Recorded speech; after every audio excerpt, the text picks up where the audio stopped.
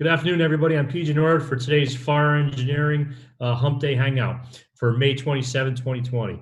We have a great show, as always, lined up today. We have Chief Hall and we have Frank Ricci, and our guest today, Chief Ludwig. We have probably too many items and too many topics that we really like to talk to both good chiefs about today. So we're going to do the best that we can and scratch the surface on a whole bunch of things that are impacting the fire service nationally. First, for those of you that aren't familiar with Chief Ludwig, give you a brief bio, tell you a little about him. He currently serves as the chief of a Class 1 department in Champaign, Illinois Fire Department.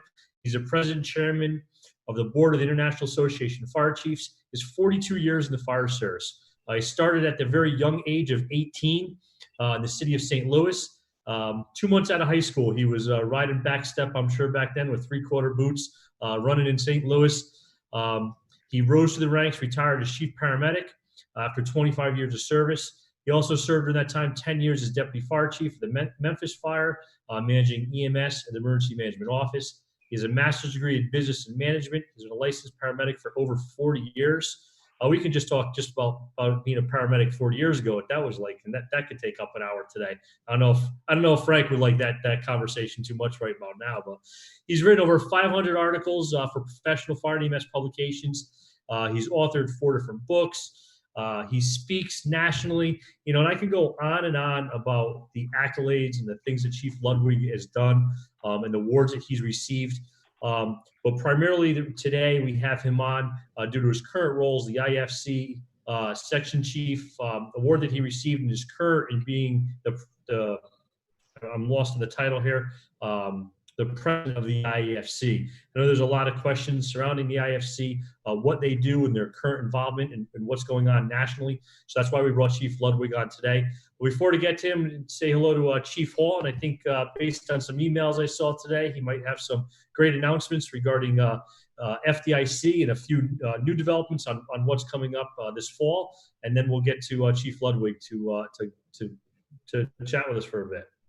Well, thank you, PJ. And I also have known Gary now for, close to 40 years. We met when Gary was back in St. Louis many, many years ago. And we both had all our hair and teeth back then.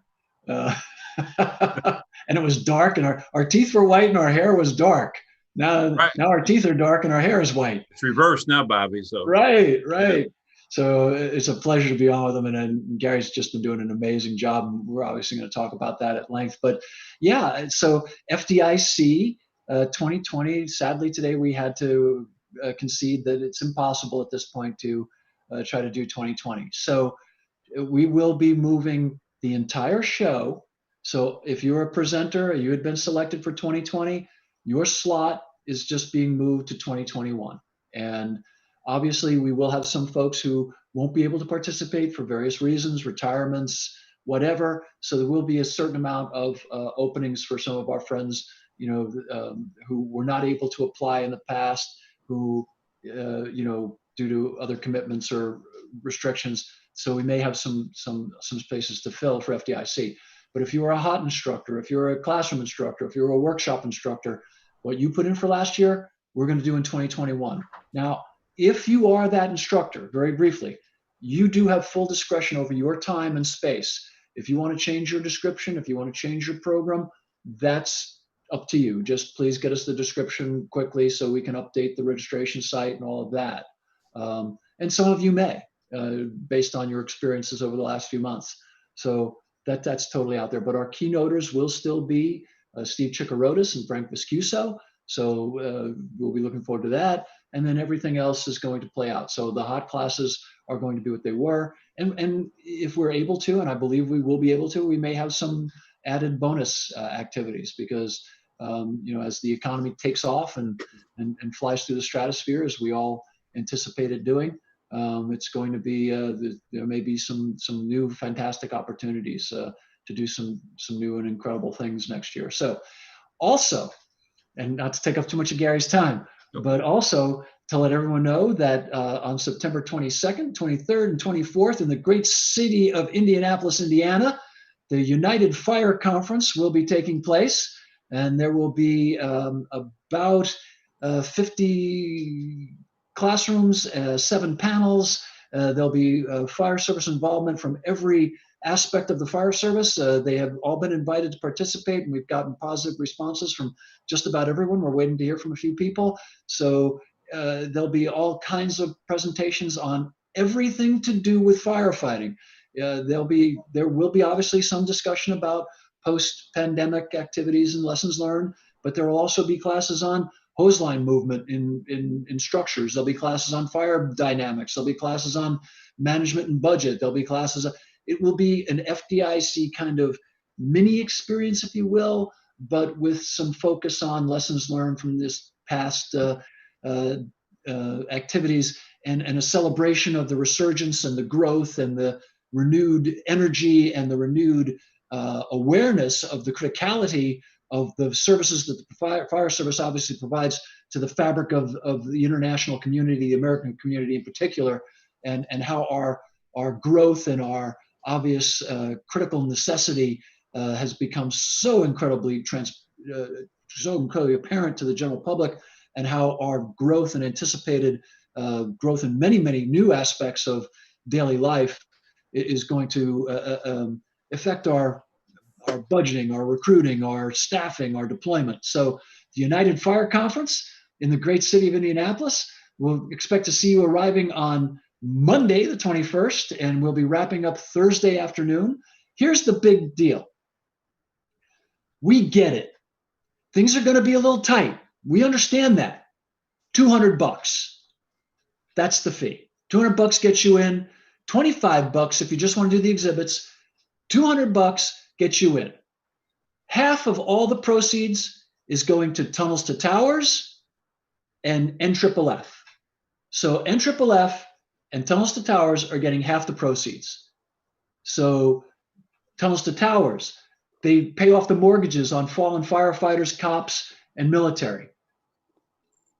You couldn't find, Frank Stiller runs it in his brother Stephen's name. Stephen was the young firefighter who ran back from the tunnel, got killed on 9/11. Frank has done an amazing job. There is no charity with a better track record than Tunnels to Towers in terms of distributing the monies they receive.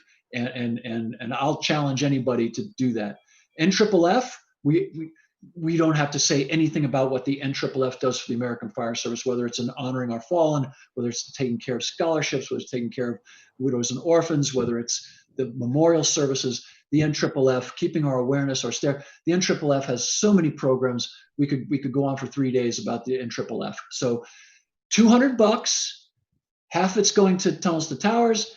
Well, half the proceeds is being split between Tunnels to Towers and the National Fallen Firefighters. So that is a conference about uniting the fire service.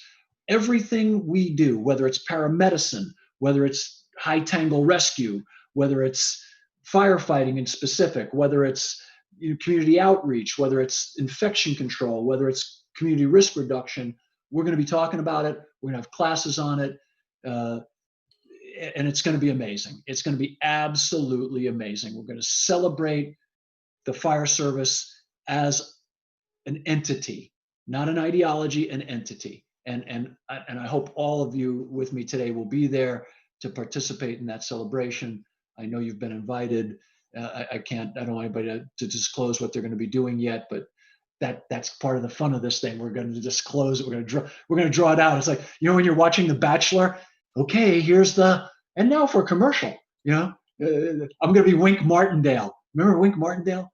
So that's exciting. So FDIC is 2021, and the United Fire Conference, which is going to our heads are going to explode. It's going to be fantastic. It's going to be 3 amazing days in Indianapolis. So you can come on Monday, you can be home on Thursday evening.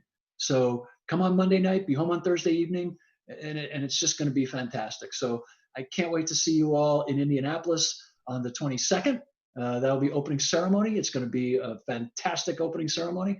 A lot of surprises there. I got some rabbit, as Bullwinkle will say, watch me pull a rabbit out of my hat. Woo! Remember that? Everybody remember Bullwinkle? Isn't that terrible? So anyway, enough old man jokes. Let's get to the meat of the conversation with our good friend Gary Ludwig, and so I'm gonna tell a little something about Gary. Oh no. That probably a lot of people don't know. Oh, Gary is an accomplished organist, and he has had the honor to play the pipe, one of the largest and most elaborate pipe organs in the world professionally. He donated his time, he volunteered to do it, but only a handful of people in the world have had the honor to play the St. Louis, the cathedral name? St. Francis de Sales. St. Francis The Cathedral of South St. Louis. Of South St. Louis. It's Yeah. one of the most elegant and most complicated and most treasured musical instruments in the world. I mean, it's literally in the registry because of its significance, and only a handful of people in the world have been allowed to play it. And Gary was a featured performer on that device for many years. 36 years, yeah. 36 years. Yeah. And it's an honor that very, very few people have ever had or ever will have. It's very restricted for many, many reasons, the delicacy of the instrument, as well as the significance of where it's played. But and Gary's a very humble guy. He wouldn't brag about that, but that's an honor that's only been bequeathed to a handful of people alive today. And which is amazing, an amazing accomplishment. And so gives you an idea of the kind of guy we're talking with here. He's a musician, he's a father, he's a friend, he's a firefighter. He's now learned politics the past year. Gary used to be 7'3", and he had dark, wavy black hair just 9 months ago. And now, after being the IAFC president for 9 months, he's only 4 foot tall. And I used to weigh under 100 pounds too. You see what happened?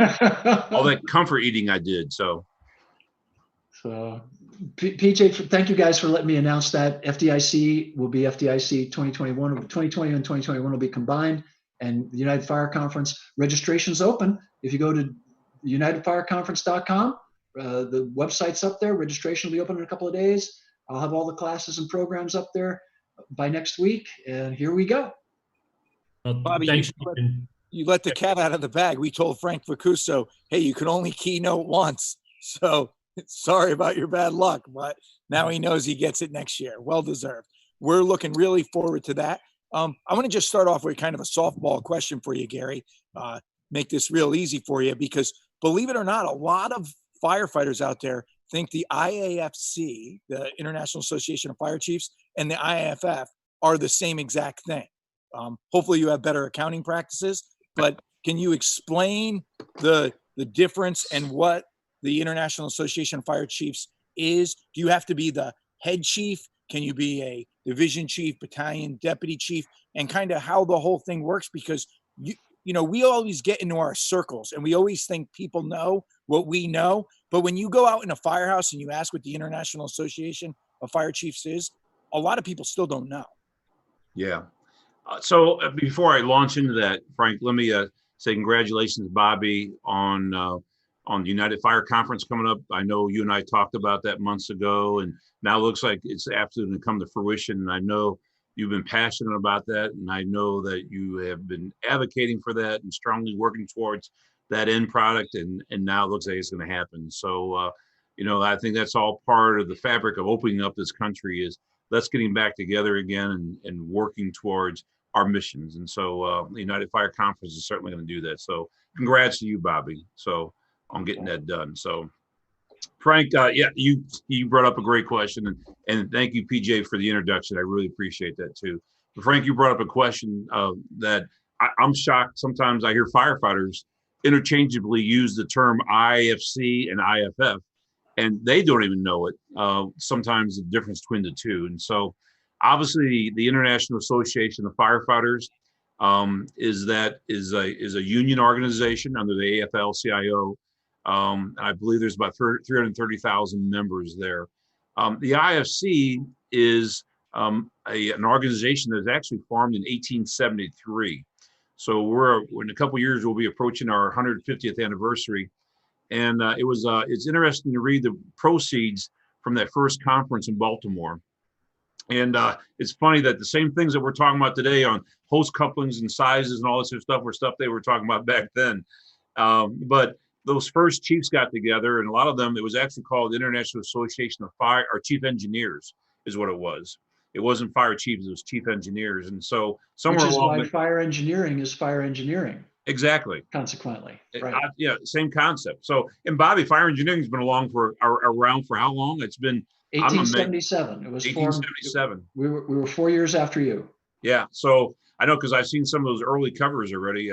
Particularly Chief Morgan that died in the wall collapse is on the cover in the 1940s in St. Louis. And coincidentally, people should know that the IAFC and fire engineering, the IAFC ran some financial difficulties back in the 40s, actually had to close, but fire engineering assumed their debt, gave them office space, and fire engineering and IFC were co-located and shared all their resources together for 8 years. In New York, right? In New York City, yeah. Yep. I did not know that piece of history until you talked about that. And I just think that's amazing. It shows the partnership that we've had all along. So, and hopefully that partnership will expand even more than, as we go forward in the future. So, but Frank, to answer your question, yes, the IFC, is an organization that is just not for chiefs and chief officers. We actually have a company officers section within the IFC. And then we also have members who are not chief officers. So we have different types of memberships and different levels of memberships. But even though we're the International Association of Fire Chiefs, we're mostly based in the United States. Most of our members are in the United States. We have a Canadian division, and we also have members all over the world, in Europe, in Africa, in Asia, Southeast Asia. We have Iraqi chiefs that are members of our organization now. I met with the Tokyo Fire Chief last year in Atlanta. So we have many many members all over the world inside our organization. And so, although most of our advocacy and most of our issues we deal with are here in the United States because of such a large, expansive number of members that we have. So we work very closely with the IFF, and we also work very closely with the National Volunteer Fire Council. I talked to Steve Hirsch, who's the president there quite often, especially during this pandemic. But there's a special relationship between the IFC and the IFF, and we work closely together on many issues. I know our government affairs people talk to each other all the time. During this pandemic, when I started up our coronavirus task force, I called Pat Morrison, who heads up their health and safety at the IFF, asked him to please sit on this committee with my IFC members as we go forward and try to deal with this pandemic. We don't need, as I've seen in the past, where we've had different messaging coming out from the IFF and the IFC on should it be an N95 or a P100. And so Pat has been just phenomenal being a part of that coronavirus task force. They were meeting twice a week. Now they're meeting once a week. And so even though the IFF and the IFC are different, the IFC continues to advocate for those fire chiefs and those departments. And again, we continue to strive to make our firefighters safer and make sure our fire departments have adequate equipment and staffing and legislation, and all the other things that go into running a fire department. So, Chief, thank you very much for that overview. And I personally like to thank you because what the work of the IFC has helped me during this pandemic as the department safety officer. I'm in a smaller combination department with 44 career staff and about 50 volunteers. It's absolutely been a challenge to manage the safety, health, and well-being of the membership. And the IFC has been a very good resource for me to utilize to keep up with, especially early on when things were changing, I like to say by the day, but we were lucky when it was by the day. There were some days it was by the hour. So thank you for your work and putting that board together to put that, that really current information up so we can protect our members. And even though we're a smaller department, 2 weeks ago, all of my members tested negative for both antibody and the swab. So we did something right. We have a little over 2% of our population has tested positive, and we've treated almost all of those patients. So from your information, your task force, it's definitely impacted the membership here in East Haven. So I thank you with that. Everybody sitting here today understands what this pandemic has done to each and every one of our departments, how it's affected us early on, having struggles getting PPE, early on struggles with budgetary constraints to purchase and outsource and acquire the equipment that we've had. And I know recently the IFC endeavored in an economic study Was that based on previous to this pandemic, and how has it changed because of the pandemic, or is it all encompassing on what we're challenged with today? So, great question, PJ. We had, and I'm glad. Thank you for those kind comments on the resources that we're able to provide. I'll just make a comment before I launch into that. We actually implemented a COVID-19 page on February the 1st, well before all of the, before we actually hit the pandemic. And we had a web page up that was showing the impact. It was linked to Johns Hopkins University with the worldwide where there was cases. And then we had recommendations from the World Health Organization up there and also the CDC. When it looked like this thing was really ramping up on February the 29th is when I actually implemented the COVID-19 task force headed up by John Sinclair out in Washington State. And so that task force had multiple people on it with multiple expertise, including doctors, MDs. We got some wildland experts on there now as we go into the wildland season. And we also had a doctor on there who was an expert on fake PPE, and she's been invaluable also. So on February 29th, we ramped it up. That's the one I talked about where I asked Pat Morrison to serve on, and without hesitation, he gladly and enthusiastically accepted. So, and then since then, we've done 14 different webinars. The outreach has been amazing. I know we've had over 25 or 26 different media outreaches already. We've had 52 email blasts. I can go through the numbers. The conversations that we've had behind the scenes, our government affairs people. I know I have spoken to the White House several times already. 6 different Senate and House appropriation committees, to Pelosi's office, to Schumer's office, to Representative Lowry's office. She's the House Appropriations Chair. I had an hour-long conversation with Pete Gaynor, FEMA, about the lack of PPE for our firefighters. So there's been, and it's just not been a Gary Ludwig show. It's been a lot of people working to get these things done. So I'm not saying what I'm saying about me. I'm saying about what a lot of people at the IFC have done to make this and get the resources too that you talked about. So with that said, one of the things that you talked about here, and could I ask you real briefly to repeat your question, because I rolled on there and I want to make sure the audience knows what I'm going to be answering for you. So repeat your question, and I'll promise I won't roll on again. No, that's we're used to that in this show. It's okay, Chief. So you're interested to learn a little bit about the IAFC economic study and what did it actually show? So, all right. So just to remind everybody about that question.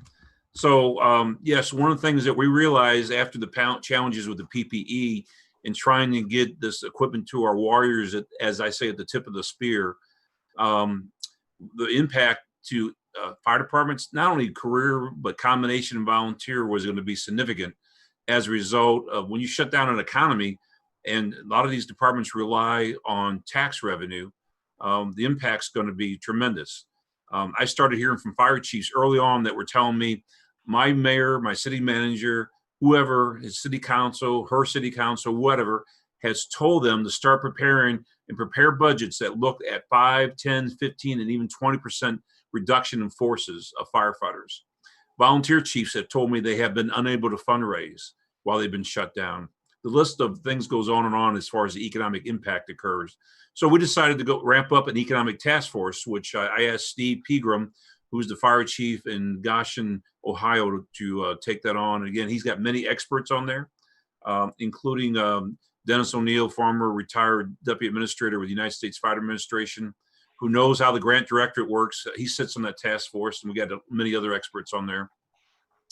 But we also decided to do a survey of our members and see what this economic impact was going to look like. And so we asked we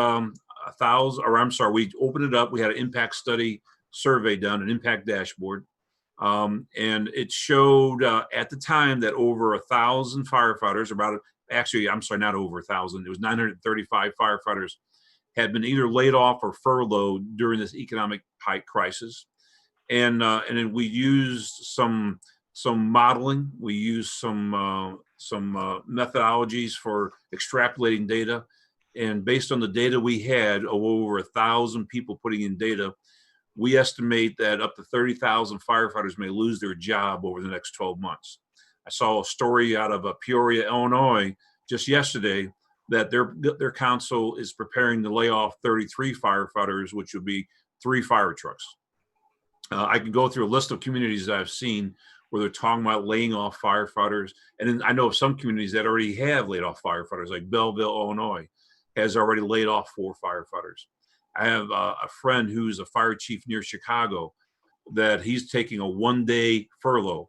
Well, and you think 1 day, that's not too bad. Well, that's a 20% pay reduction in his salary. So we're gonna, as I say, gonna see, and we project a tsunami of firefighter layoffs coming. And so that is why we continue to strive and work and fight as we have for AFG and safer funding in bills that are coming out of Congress.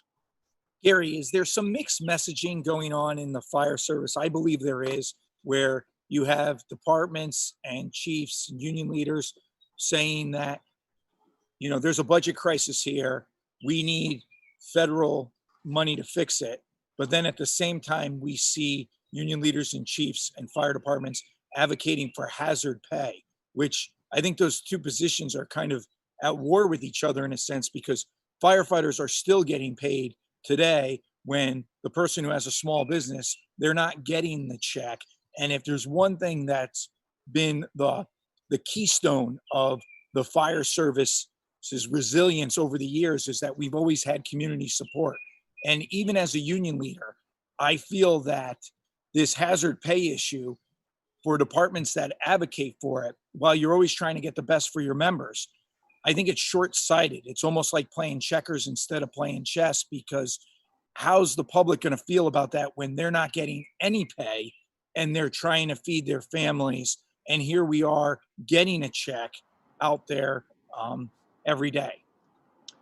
Great question, Frank. So let me add a couple things there. One, I've had numerous conversations, as I just kind of highlighted, with all the different people inside the Beltway, on Capitol Hill, Senate Appropriation Committees, the list goes on. Never once did I ask for hazard pay.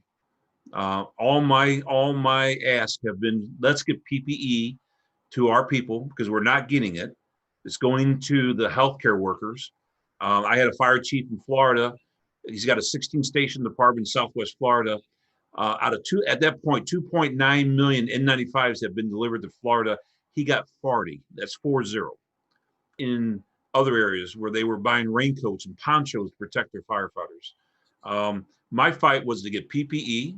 Like I said, I spent an hour on the phone with Pete Gaynor. I asked him directly, do you consider firefighters the same priority as healthcare workers? And he said, yes. I said, well, there's a problem somewhere, because the Strategic National Stockpile is not giving us what we need. So let me get to your answer, though, because I'm drolling on again. But you know, the bottom line is that, yes, I never have advocated for premium pay. I was actually on a conference call with what they call was the problem solvers last week. This is a group of Congress people in Congress who are Democrats and Republicans that have come together and formed a caucus called the problem solvers. And they actually have a group called No Labels, and they come together and try to solve problems. And one of them asked me, I made a presentation about what's going on and how the fire service is being impacted. And during that hour-long presentation, one of the questions that came up afterwards was about hazard pay and premium pay. And I told him my personal opinion, that I did not ask for it. I have not advocated for it. I do not think I need it, because this is what I signed up for. If you ask a lot of firefighters, and I have a lot of wonderful firefighters here that I work with in Champaign. I still talk to firefighters I worked with in Memphis and St. Louis, and all of them will tell you the same thing. This is what I signed up for. I did not ask for, they didn't ask for premium pay either. So whoever made the gesture to give that to us, okay, kudos to them. But it's not the sustenance of what we signed up for, and what we accept the responsibilities and the hazards that come with this pay or with this job. And so anyway, I want to make it clear that I never advocated for that. A lot of the firefighters that I talk to don't advocate for that, although they are thankful for whoever in Congress offered that in that bill. Chief Holland, would you like to weigh in on this? Yeah, I think that, you know, what Gary is talking about here are things that are very important discussions that we need to engage in. And I believe that, I know the IAFF is having a conversation today also with the Council of Mayors. Mayor Lightfoot from Chicago is leading that, and they're talking about how some of the metro cities are going to have some significant budget shortfalls. Obviously, the New Yorks, Chicago's, and Detroit's, and Los Angeles's of the world have a unique set of circumstances just due to their size and scale. But as you take that size and scale and take it down to the, the Bippervilles and Boppervilles of the world, those same issues arise where it may be, proposed layoffs of, 30 or 40 or 50 or 100 in a major metro. That layoff might be 3 or 8 or 10 in a smaller community. The impact is the same. In other words, it's just economy of scale. So when we talk about the IAFC and the IAFF and the MVFC and those groups do a wonderful job, and Gary has done a marvelous job of educating. Not only people always look to the, in the old days it was called the Great White Father. I live out here in the 5 Civilized Tribes in Oklahoma, and it was back east Washington, right? Because they always thought it was Washington, and then but remember that we're a parochial service. We're local. The fire service is local.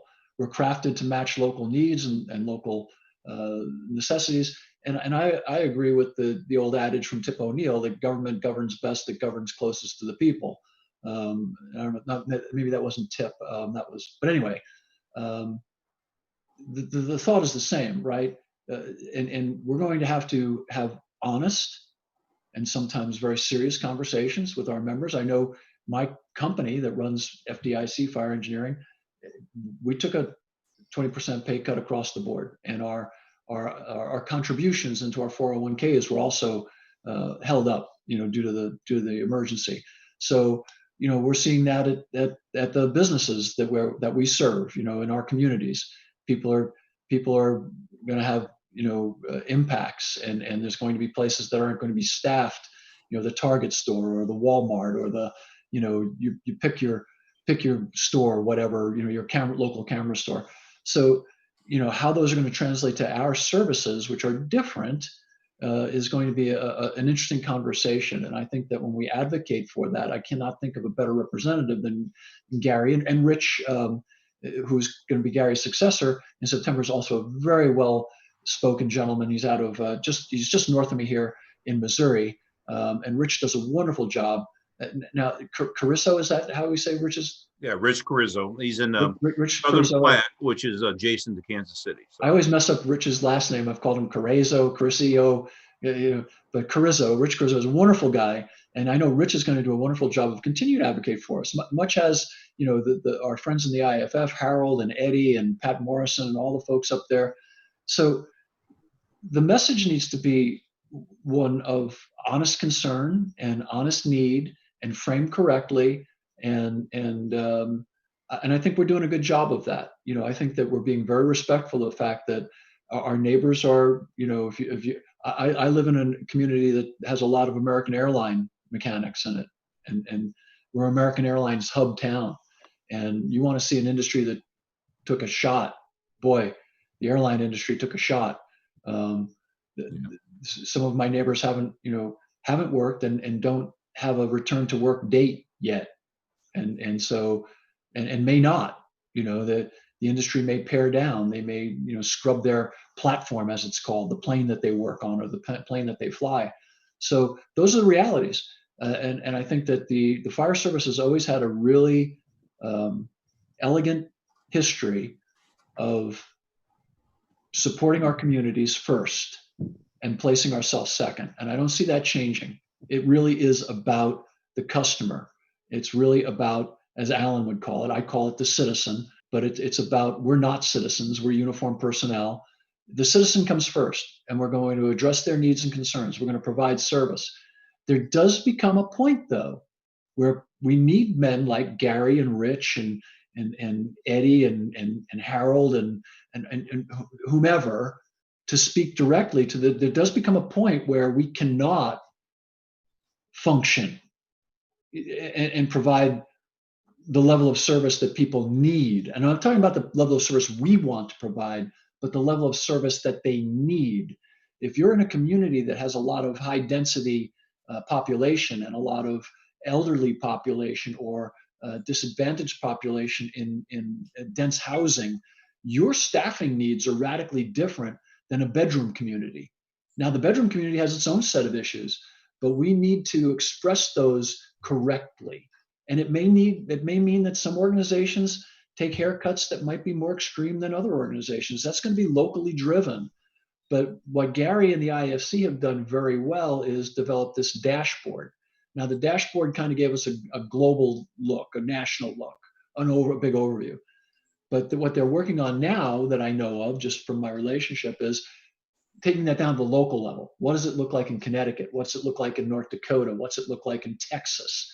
So that a Texas fire chief can, in the Dallas metro, can communicate his needs and his ability. And I know that it's always been the mission first for the American Fire Service. And I know that that's what the IAFF says, and I know that that's what the IAFC says. It's the mission first. And all that we're going to be asking for is the resources and support to complete the mission. And you know, and the wherewithal to do that well is why I'm very, and the dashboard that Gary created, and I strongly suggest you go to the IFC website, look at the dashboard, look what they've done. Now, a lot of it, obviously, it's not, you know, it's not vetted data, but it's raw numbers and it's input, right? And we can extrapolate from it. Now, you're always going to have, when you do math, you're always going to have outliers. You're going to have the big, you know, Gaussian curve, and then you're going to have the fat tails where you learn the real facts of the matter. So, and we'll be doing that. We'll be getting into those weeds. But for the moment, this gives you that big perspective, if you will. And I think the IFC has done a really good job. So let me ask you this question going forward, Gary. Communicating that, and I know you and Rich are having conversations, and Rob Brown and many others at the IFC are having great conversations right now. What is the plan that the IFC has for helping local departments and whether they're metro, suburban, rural, volunteer? What is the communication plan, and how will we be able to access that? And what are you what do you see going into the future in terms of helping us to get the message out in a beneficial and positive way? So, so my approach has been a three-pronged approach. Obviously, we're asking the federal government to help us through this, through our AFG and SAFER programs, which we believe are very transparent. And we don't have any middle people in there. You know, that money's not going to the states, it's not going to your local government. You know, it's going to your finance department, it's going directly to fire departments. We think those are great programs.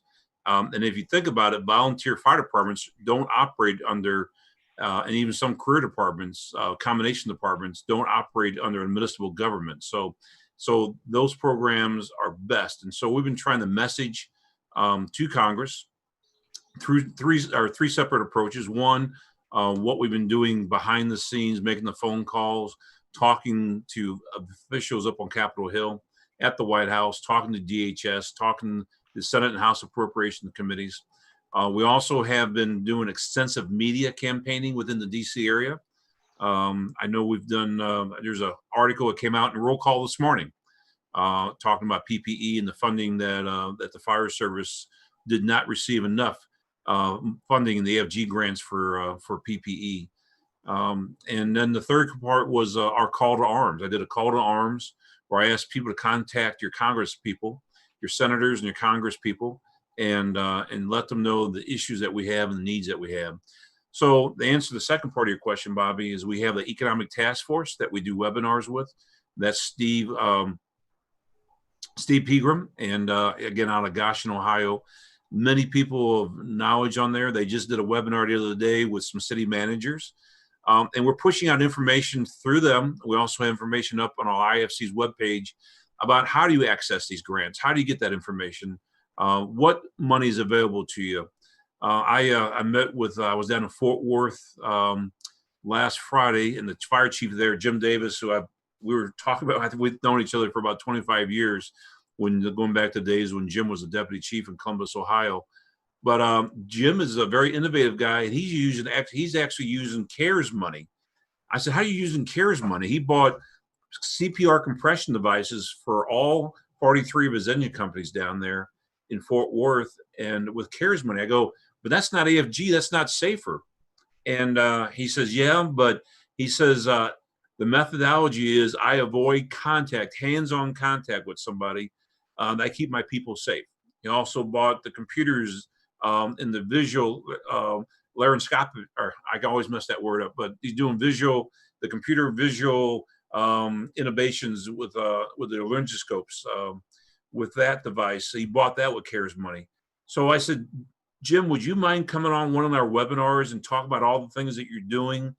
His firefighters are getting paid overtime to go out and do testing, actually, in nursing homes and so forth. I said, would you mind coming on to one of our webinars and talking about all the things you're doing, how you're accessing some of this federal money to get in your department? And he graciously agreed to do that. So it's about messaging, Bobby. It comes down to this. It's about communication. It's about messaging. And it's about repetitively giving out that messaging, because sometimes the first time you deliver it, it doesn't stick. I agree. I apologize if you guys could excuse me. I've just got a critical message I need to address. And so I apologize, Gary. I do thank you. I hope to see you. I know I'll see you in September at the United Fire Conference. I hope, unfortunately, I'm sure I'll see PJ and Frank there too. I'm just kidding. Seeing you guys there as well. And so thank you so much for coming on today. I have many, many more questions, but I know that you and I are going to be doing a podcast together soon, and I'll be able to hit you up with some more. But just very briefly, I want to thank you for your leadership during this time. I think that you've been just an absolute godsend for the IAFC, for the American Fire Service. I think that your carriage and your deployment and your character have just been absolutely wonderful for the American Fire Service in particular. You're a great representative. You're a great friend. And I can't thank you enough for how hard you've been working for the last year. And a lot of people, talk about how hard they're working, but I can tell you, friends, that this guy has been working around the clock, nonstop for the last year. And, he and I gripe with one another, but he never gripes down. He's enjoyed every moment of it, but it has extracted a toll on him physically.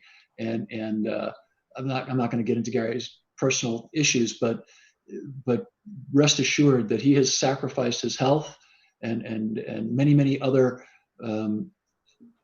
opportunities in order to serve the American Fire Service in particular, and will always be in your debt. We could not have found a better individual to take the helm at the time that you took the helm. So thank you for that.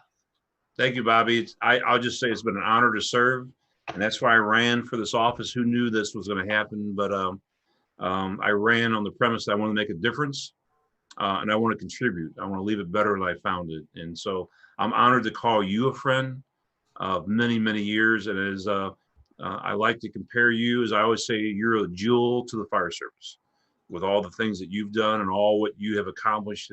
And I just wish I was even 10% as smart as you are, man. It just, you are so smart, and I learned so much when I talk to you.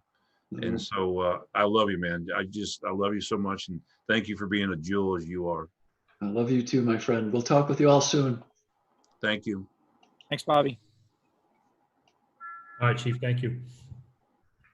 So Chief, kind of bringing things back a little bit. First, I want to go back to Frank's question regarding hazard pay, and just to give you my 2 cents on that, if you haven't figured out already.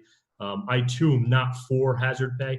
I am very blessed. I work in a small community, but our citizens have stepped up this year. They just ratified a new budget for next year, and they added 8 police positions and 4 positions to the fire department. So in these times, my community has increased our minimum staffing. They've increased the staffing of the police department. Every school is going to have a school resource officer. Plus, they're increasing their patrol by 2. So we have a community like mine who's really doing the right thing, to go back to the table and ask them for something more doesn't sit well with me. You know, my wife has been out of work for an illness since last May, and we're still making our bills. We're still doing okay. I know there are members out there that are having some struggles, but if I was to have a say, that money should be going to my local businesses, because if my local businesses stay in business, we stay in business. As the local businesses close their doors, we're going to lose citizens. We're going to lose population. Our quality volume is going to go down, and it's going to be devastating to the fire service. So I appreciate your messaging on that, is that's what we get paid to do. You know, in the mid 80s, we didn't get paid any different when HIV and AIDS hit the streets of EMS, or tuberculosis, or any of the other communicable diseases. This is just another communicable disease that's new to us that we have to adapt and overcome. And I think our membership has been doing a great job for that. But hazard pay is not the way to go. We should not be asking our communities to pay us more for the job that they already entrust us to do. So this last couple months has been extremely challenging, and I just heard you have 4 months left in your term as president of the IAFC, which I'm sure you're, looking forward to in one aspect, and on the other hand, you probably have a lot that that you're probably not going to achieve in that 4 months. So in the next 4 months, what's at your top of your list? What are you looking to hit and accomplish in these short weeks that you have left? And that's an excellent question, and thank you for your position on the hazard pay. As I like to tell people, just because if I go to a fire and we have a wall collapse, I don't get an extra little bonus to my paycheck because we had a wall collapse. That's what I signed up for, and that's what I'm there for. And there's hazards and everything we do. It's an inherently dangerous job. So and that's why we train. That's why we try to keep our people safe. And so PJ, thank you for your kind comments there also, and your thoughts. So what is my goal for? My goal is still to continue to serve. One of the mantras of the IFC is lead, educate, and serve. And so I'm trying to lead. I'm trying to educate those that need to be educated, including those up on Capitol Hill. And I'm continuing to serve. I'm a major proponent of servant leadership. And those were even my comments in my acceptance speech, that servant leadership is something I subscribe to, something I believe in. Certainly there's no way that we can continue to serve others without demonstrating how we serve. We can't ask our firefighters to serve others without having the fire chief as a role model on how to serve. So that's how I run my department. That's what I believe in. I like to say I'm at the bottom of the organizational chart. I'm here to serve them, and they're here to ultimately serve the citizens in the community.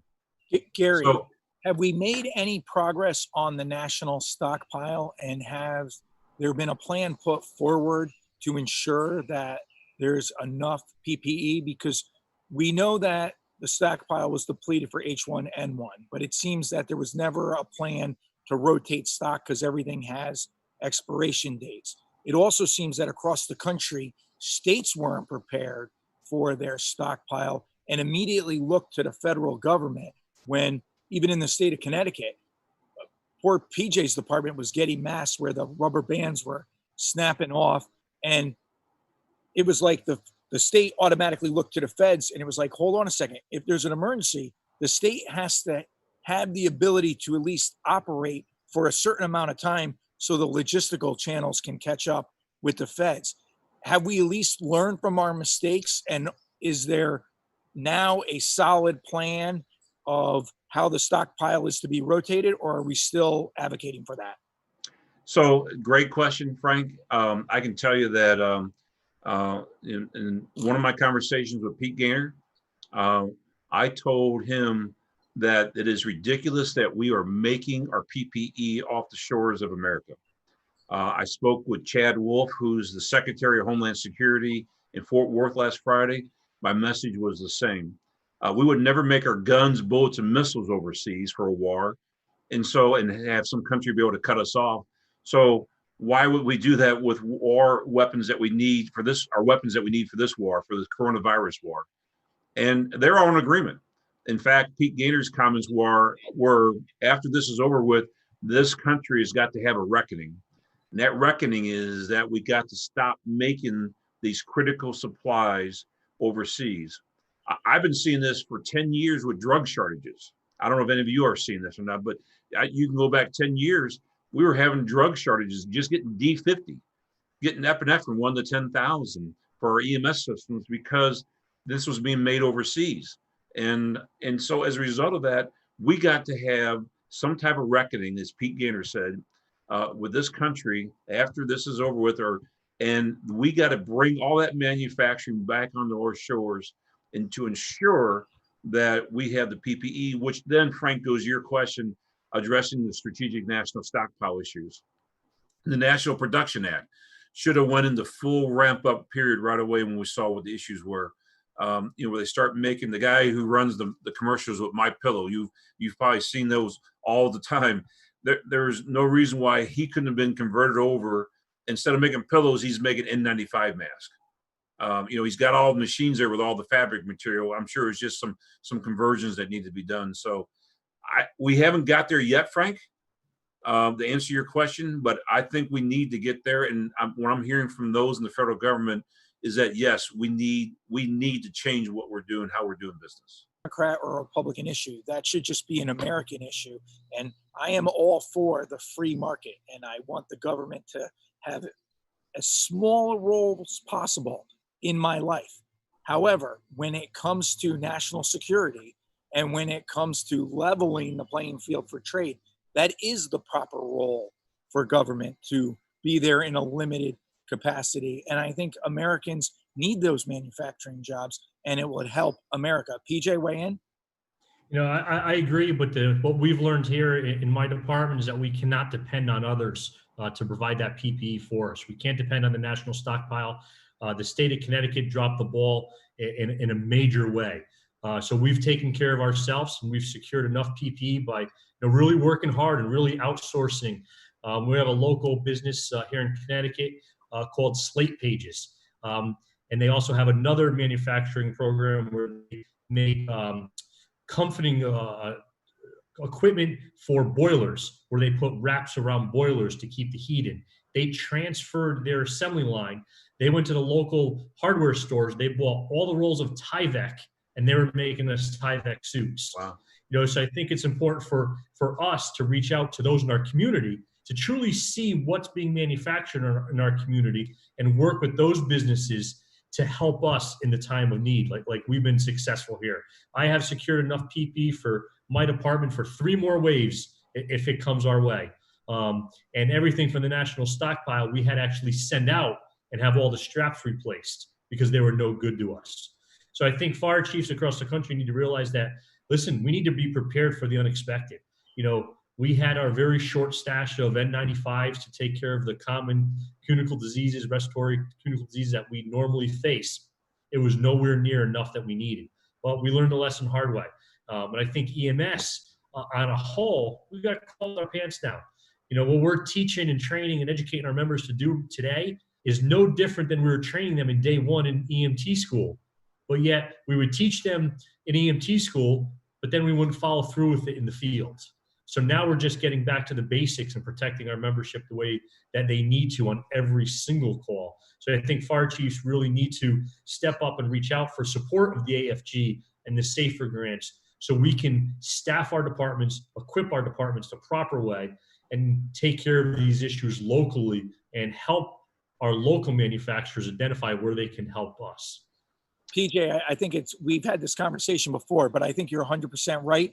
The fire service went through this with hey, breathe air. Why? If you're just wearing an air pack, you're only hurting your back if you're not breathing air during overhaul. We were trained the right way. We just didn't do it. And we're trying to get better every day at that. In EMS, we were trained when there was a possible exposure, like working a code or intubating, to wear goggles and to wear a gown, but we never did it. It was the same equivalent of the SCBA issue. And the one thing that I can, while it's not empirical data, I can glean from New Haven, we're a congested city, is that the PPE protects you. We've only had 20 cases in our fire department, and we know where it came from. It's all in one firehouse. It got out of one firehouse, and we believe that it came into the firehouse from a EMS meeting, not an actual call. So if the PPE wasn't working, I'd have at least 50% of my fire department would have COVID-19. We stabilized at 20, and we've been there for a very long period of time. So the protective clothing is working if you're wearing it properly. And that's why we thank, the International Association of Fire Chiefs, the IFF, Fire Engineering, for getting information out and saying, hey, wear your gear, wash your hands. It's not that hard. Gary, weigh in. Yeah, I just, I will say, I tell chiefs all the time, you have to prepare for the unimaginable as though it is inevitable. And I saw this as in the 80s. I'm older than you guys. We didn't wear gloves back then in the early 80s. We didn't know anything about this, and all of a sudden, I can remember clearly getting blood all over me and on my hands. And you wait till you get back to the station before you wash your hands, and then all of a sudden this HIV, this AIDS thing, all of a sudden emerged, and you couldn't buy a glove anywhere because there was such a run on gloves. And then when I was running the EMS system down in Memphis, I saw the challenges that happened with the avian flu, H1N1, all those sort of things that I couldn't buy N95 masks. So I learned my lesson. So here, when this started, we had 23,000 N95 masks stored up here at the Champaign Fire Department. And what we did in the past was when we had money left over at the end of the budget year, we just kind of bought N95s and kind of stockpiled, because we know that the unimaginable was going to be inevitable. Something was going to happen eventually. And so we were prepared here, and it allowed us at least to give us a buffer. And so my advice to chiefs also is prepare for the unimaginable as though it is inevitable. And then you can prepare and be ready for these sort of things. So that was just my comments. You just got to be prepared. We got to think outside the box.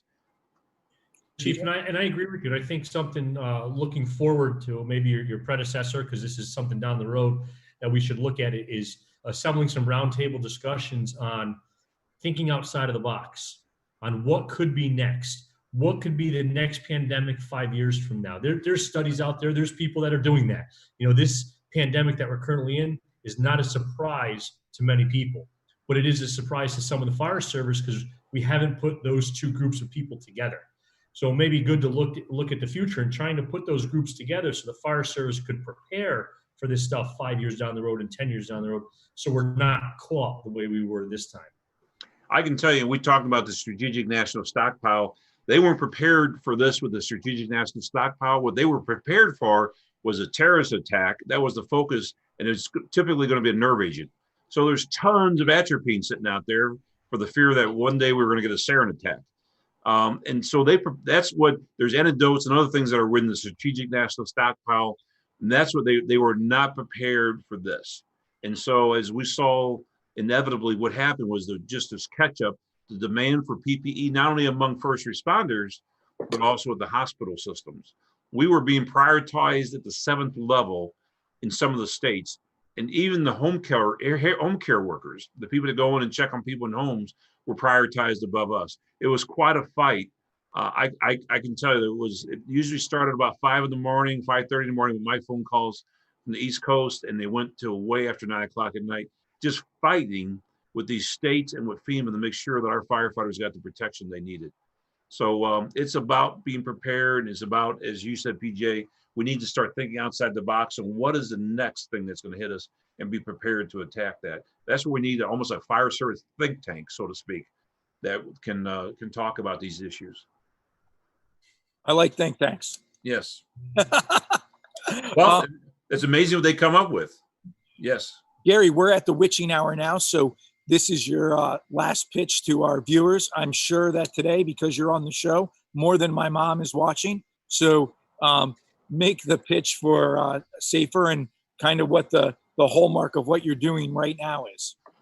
So if you look at the HEROES Act, PJ and Frank, there's a ton of stuff in there for the fire service. There's $500 million for AFG, $500 million for SAFER.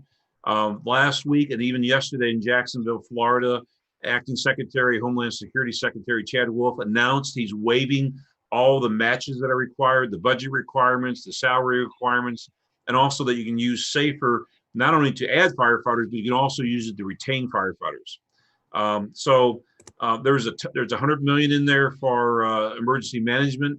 There's the VERPA, which is the volunteer incentive that, up to $600 you cannot be taxed for if you get a benefit for being a firefighter from your local, a volunteer firefighter from your local department.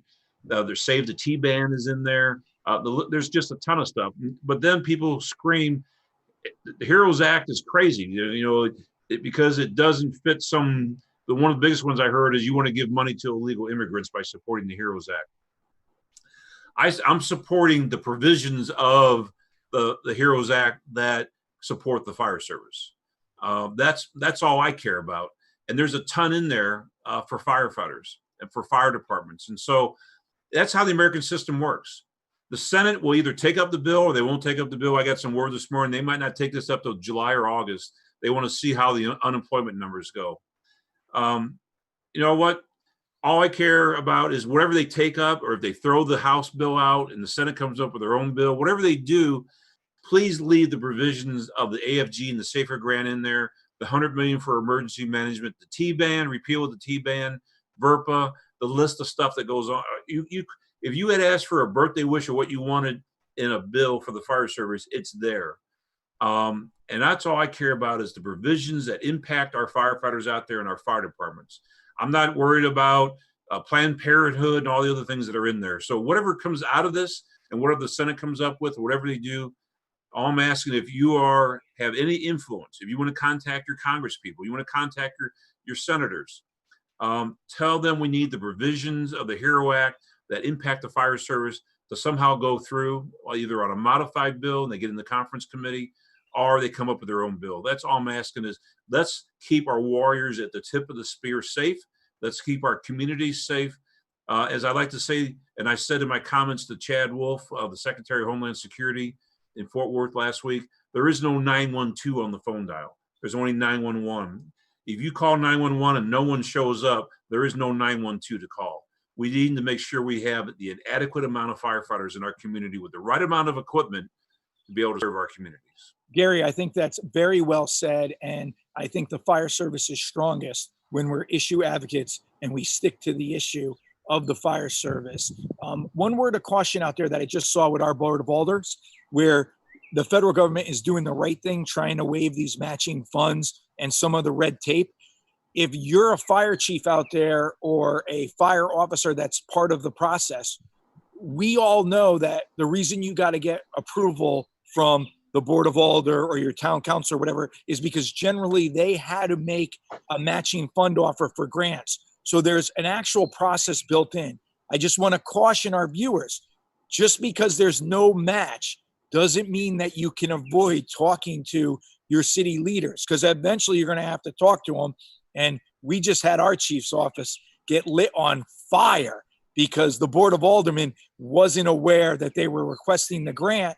And here the intentions of our chief's office was 100% good, saying, wait, we have no matching funds. We just got awarded $500,000 to help with overtime costs. And the Board of Aldermen threatened not to take it because they were so mad at the process violation. So it's something so easy that we can miss as leaders. So if you don't got a matching grant, if there's a process, make sure you at least keep the Board of Aldermen, the councilman, the borough commander, whatever it is, in the process. I'm going to let PJ have the last word. And Gary, I want to thank you for coming on. It's always got to be nerve-wracking coming on with us two radicals. No, I love it. If you want me to come back anytime, I'm more than happy. But we love having you on. You're a strong advocate. We appreciate your presidency. If you ever need anything from me or PJ or fire engineering, please reach out. And thank you very much. PJ, last word of the day. Chief, we duly appreciate your support and your time today. What you're doing for the service, the fire service nationally, will live on forever. You're fighting very hard for us. You're fighting for funding. You're fighting for staffing, and that's what we need so we can buy the PPE and the equipment that we need to protect our membership. So we thank you. We will get you back on. I'd like to get you back on maybe just before or just after your term is up, so we can continue this conversation, but also learn what's next. Your bio is so extensive. I'd love to see what's next, and I know it's going to be involved in spending some time with your grandchildren, hopefully at some point. And I know that that's so dear to your heart. It is. So we appreciate you coming on today. Hopefully we'll get to see you in September in Indianapolis. And thank you. Keep fighting. and we'll keep doing what you ask us to do to fight and help support you. So thank you very much, and we appreciate it. And everybody, thank you for watching today. This is PJ Norwood, Frank Ricci for Fire Engineering.